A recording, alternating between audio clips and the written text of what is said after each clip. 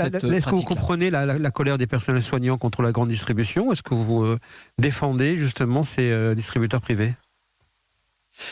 Je pense que cette polémique, si j'ose dire, renvoie à la mascarade sur les masques.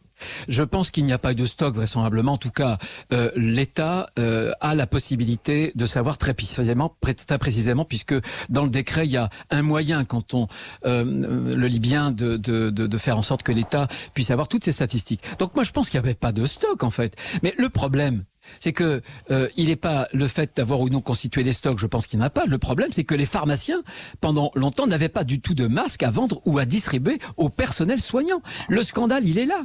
Il ne faut pas chercher, là encore, à faire des polémiques qui sont des polémiques, pour moi, totalement secondaires. Le problème, ça a été la gestion des masques, tout simplement. Et quand j'entends justement, soit le ministre Véran, par exemple, dire, lorsqu'il a fait sa conférence de presse, oui, mais le port du masque ne saurait remplacer les mesures barrières, il se trompe. Il a trompé les Français. On a justifié simplement le fait qu'on n'avait pas de masque, qu'on avait été infoutu de prévoir justement par rapport au stock et ensuite de pouvoir commander. C'est terrible, on ne peut pas non plus se cacher derrière des soi-disant avis scientifiques qui auraient évolué. Je suis désolé, les avis scientifiques, d'ailleurs, vous prenez deux scientifiques, c'est toujours deux avis différents.